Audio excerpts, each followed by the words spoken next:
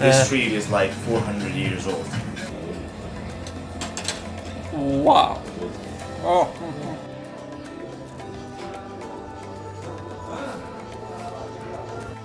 واقعا یک جایی است که آدم بسیار تحت تاثیر قرار میگیره. پادشاه وقت صربستان التیماتوم قبول نکرد.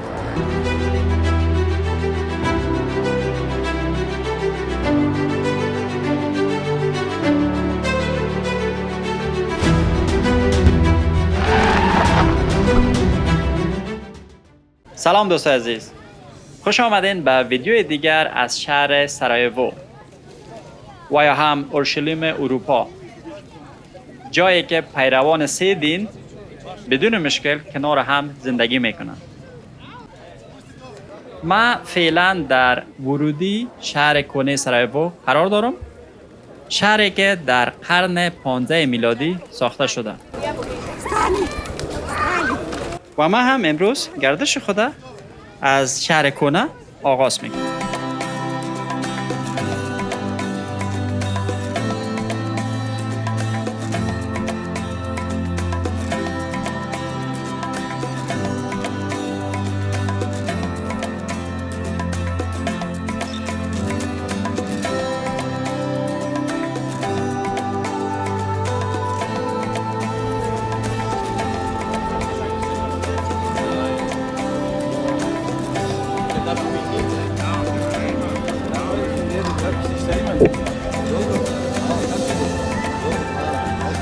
عزیز داخل از این بازار شدیم. دو طرف که هست اکثر دکانای است که سوغاتی مفروشن، دکانای لباس است و ظروف قدیمی، اکثر چیزایی که برای توریستا جالب است یارا مفروشن. یک از این کوچه‌اش آمدیم، دو طرفه فقط دکانایی هست که ظروفای بسیار قشنگ، نیکلی، مسی، چینی اینجا به حساب مفروشن. بسیار زیباست.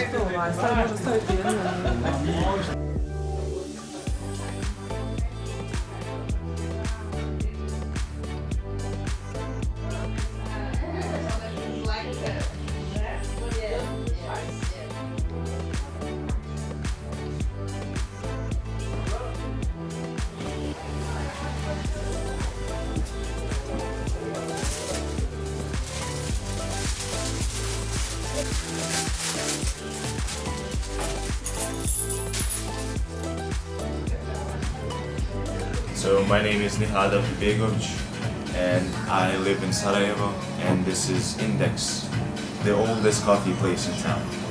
The oldest coffee place in town. Yeah.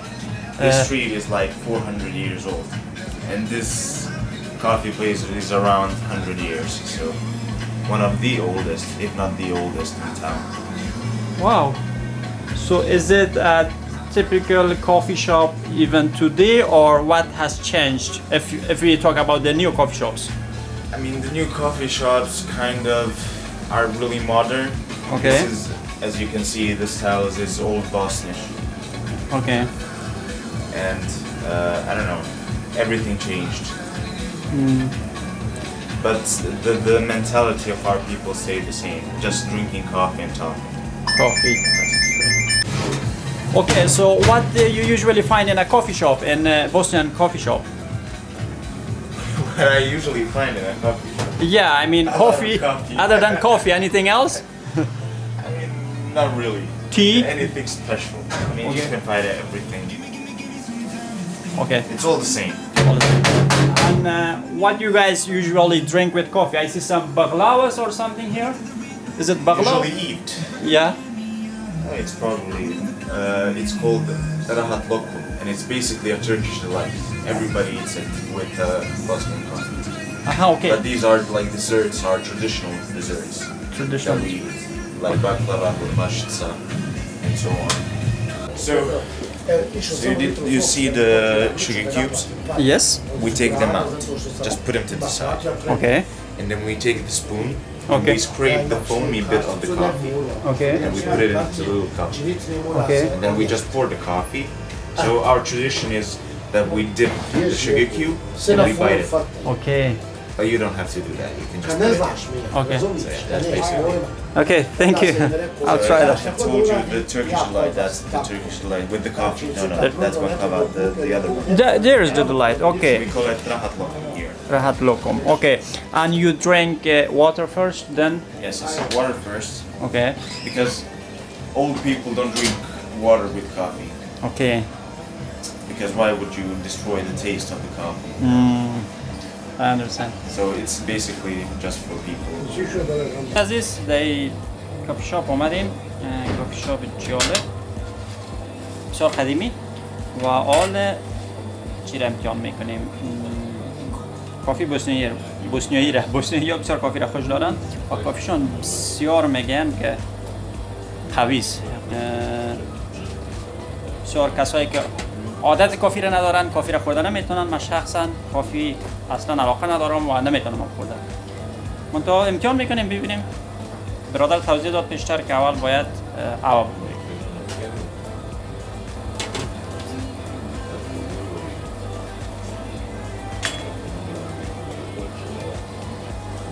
واو.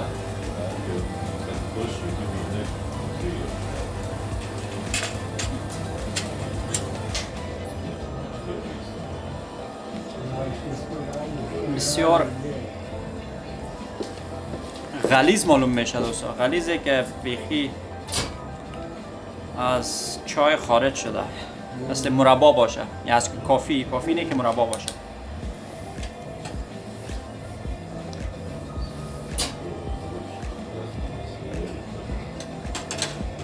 واو. اوه.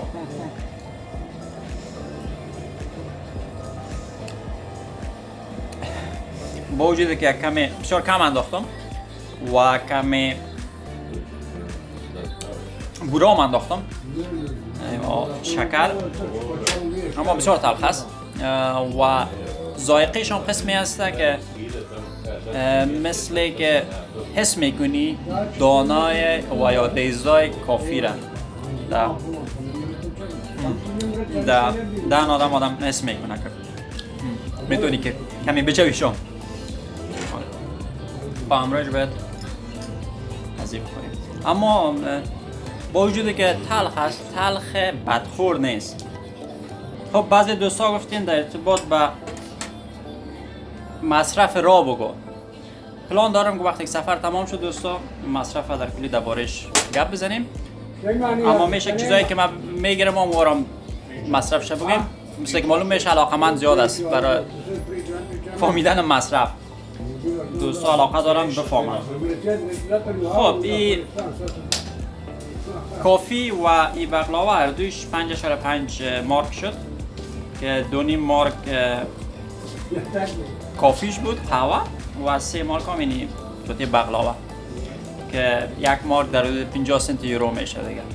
2.80 یورو شد همین کافی. خب دوستان عزیز رفتیم در کافی شاپ کافی خود خوردیم.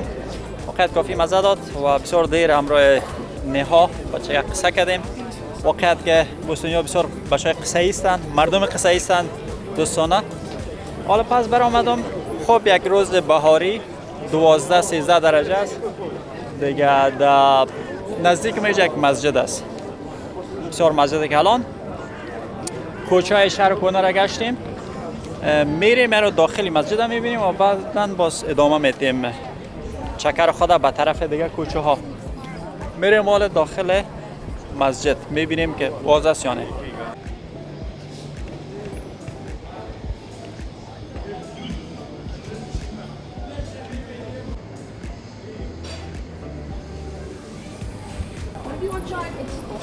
خب دوست عزیز داخل از این مسجد شدم.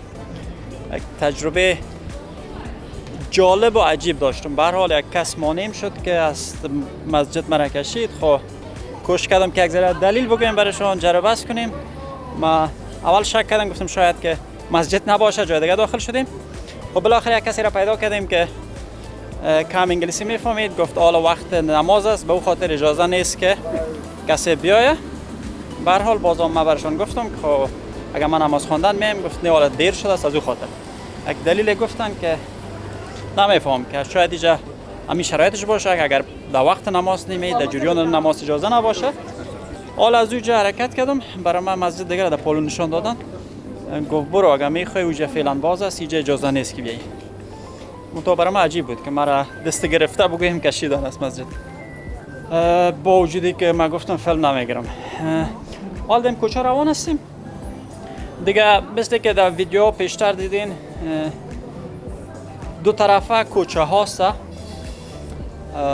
و همه وسایلی که به حساب ملی از یا هست، لباس، ظرف اینجا فروخته میشه و بسیار توریست هم هست، کافی شاپ هست، رستورانت هست و اکثر توریست هم اینجا دیده میشه.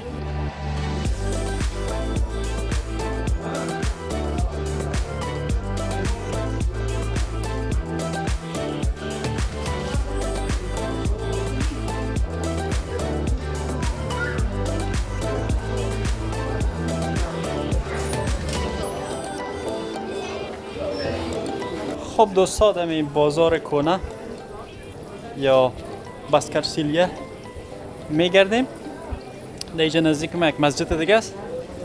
کوشش میکنیم بریم ببینیم که اینجا اجازه میتن یا نه. دیگه اینجا اکثر کوچه زیاد است. پیشتر هم گفتم بازار است و جای توریست هاست، توریست هم زیاد است و پیشتر یک بازار زیرزمینی رفتیم دیگه. انواع مختلف سوغاتی از بوسنیا که خواسته باشه میتونه اینجا بگیریم. میریم ما داخل از این مسجد میشیم.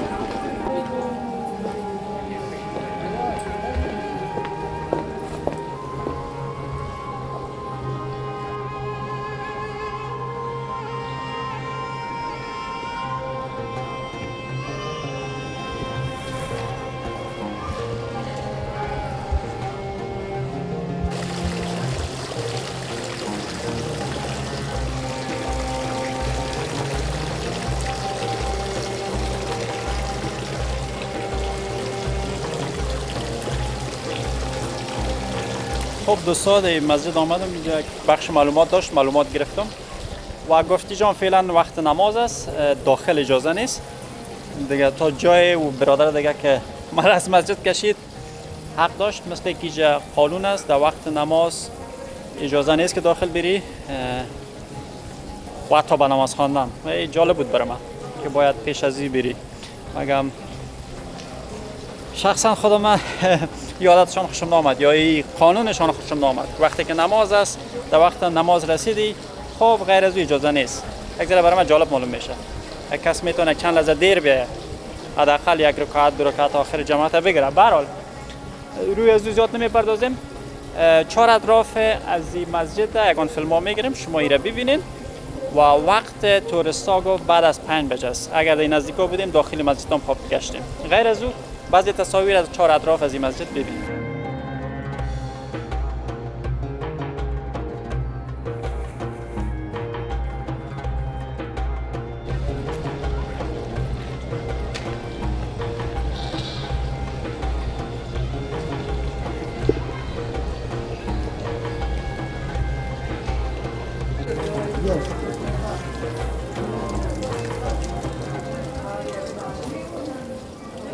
خب دوستان عزیز، این بود مسجد غازی خسرو بیگو که در شهر کونه سرایوو در مرکز شهر قرار داره.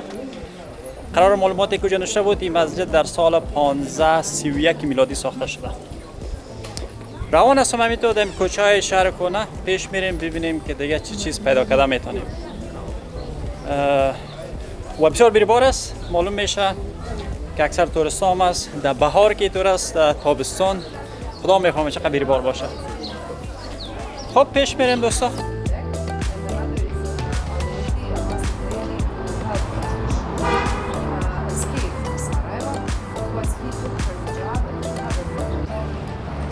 خب دوستان رسیدیم در نزدیک سینگاگه که جایی که با کسایی که سینگاگه را اگر نشنیده باشه جایی که یهودا عبادت میکنن. دیگه در پشت سر ما ساختمان ازی است.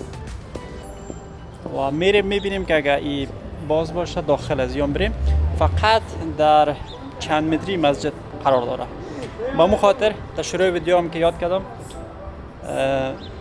سرایوو را جروسلم و یا اورشلیم غرب یا اروپا هم مینامند که مردم ادیان مختلف در کنار هم زندگی میکنند.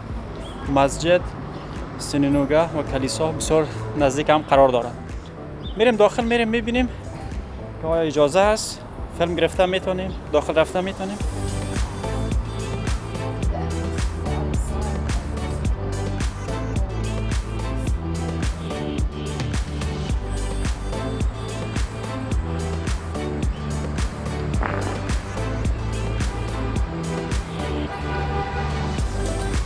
خب دوستان اینجا جای معلومات بود، از اون معلومات گرفتم، اما بعد دختران گفت اجازه نیست که داخل فیلم بگیری، با خاطر نرفتم داخل.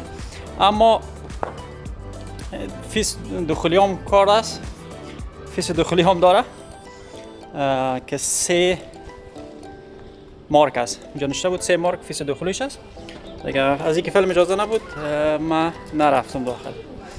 و همچنان در مسجد هم کجا دیدم که برای توریستا 3 مارک دخولی میگیرن. خب دوستا حالا رسیدیم در آخر و یا در بخشی از این شهر کهنه که اینجا موزیم جرایم جنگی سال 1992 و 1995 بوسنیا هست و میریم میبینیم که آیا اجازه میتن داخل فیلم بگیریم یا نه.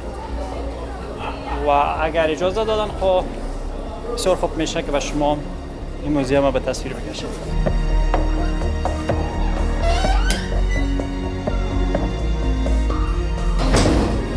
خب دوستا پیش از اینکه بالا میریم اینجا در معلومات نشته کرده و اختاریه داده که شما در داخل شدن به اینجا جرایم جنگی را تجربه میکنین و یا صحنه های از جرایم جنگی اینجا به نمایش داده شده و کسایی که حساس هستند خبردار باشند.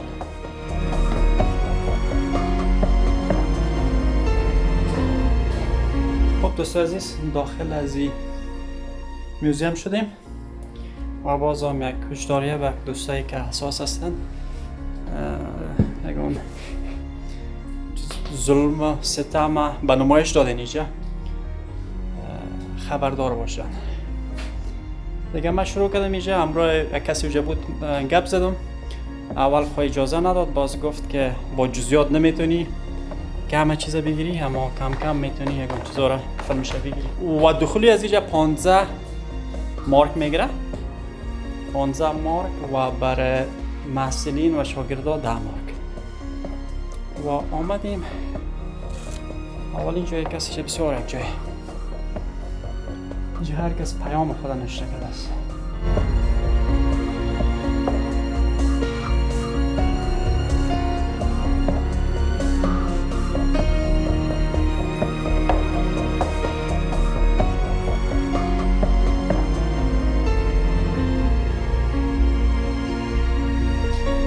خب دوستا اومدیم شروع کردیم از اول میریم میگن عکسای قربانیای جنگ اینجا ماندین، طفلاست و بعدا پیامایشان از معلومات نوشته کرده. واقعا یک جایی است که آدم بسیار تحت تاثیر قرار میگیره. شخصا خودم بسیار سرم تاثیر کرده. به هر حال و اینجا یک بخشی از توپ است، بس ببینید که راکت است استفاده شده و اینجا یک عکس شما است.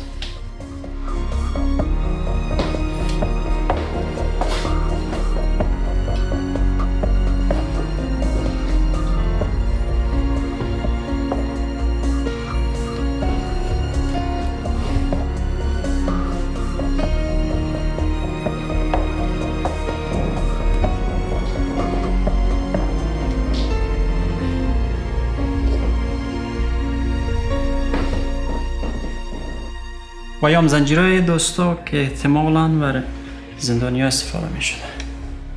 و یا دوستا چیزای شخصی، وسایل شخصی مردم که در گورای دست جمعی پیدا شده وقتی که همراه وسایلشون دفن شده.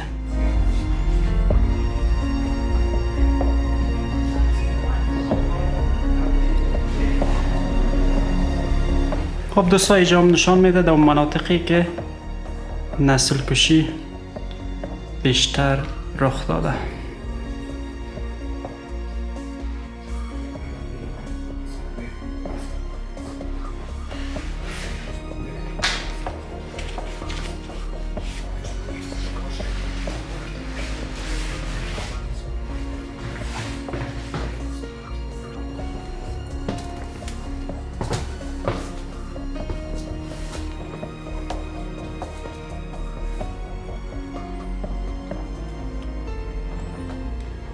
هم زندانشون.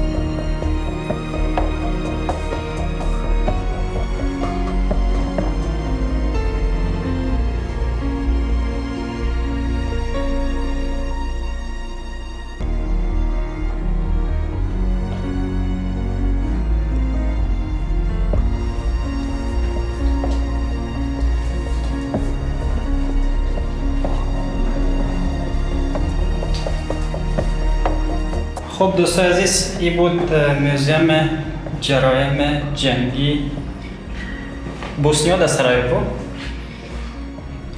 واقعیت که آدم تحت تاثیر قرار میگیره. اینجا که به حتما در سرایوو آمده میایین از این ببینین اگر میخواین که بفهمین که چی ظلمای در کشور شده. یک بخش از این من کوشش کردم در تصویر بگیرم، همش نشد و به خاطری که همونطور جور آمدم هم شده بودم رای نفر گفت که زیاد فیلم با جزیات نگی کمتون میتونی بگیری. برحال از اینجا میریم که دیگه چی در شهر کنه پیدا کردم میتونیم. خب دوستای از این سال ما آمدم در یک منطقه تاریخی و مهم سرایوو. منطقه است دوستا که حادثه رخ داده، حادثه که باعث کشته و زخمی شدن 40 میلیون نفر شد. دیگه میره از نزدیک میبینیم. در 28 جون 1914 میلادی آرشیدوک فرانس فردیناند وارث تاج و تخت پادشاهی اتریش مجارستان و همسرش صوفی خوتک در سر این پل یعنی پل لاتین در سرایوو توسط گاویلو پرنسیپ یکی از گروه 6 نفره تروریستی کشته شدند. هدف سیاسی این ترور قطع کردن ارتباط امپراتوری اتریش مجارستان با ولایت اسلاوهای جنوبی بود تا زمینه الحاق ولایت مذکور به یوگسلاویا فراهم شود. امپراتوری اتریش مجارستان به پادشاهی صربستان التیماتوم داد. پادشاه وقت صربستان التیماتوم قبول نکرد و این باعث آغاز جنگ اول جهانی شد. نظر به معلوماتی که در دسترس است منجر به کشته و زخمی شدن بیشتر از 40 میلیون انسان در دنیا شد.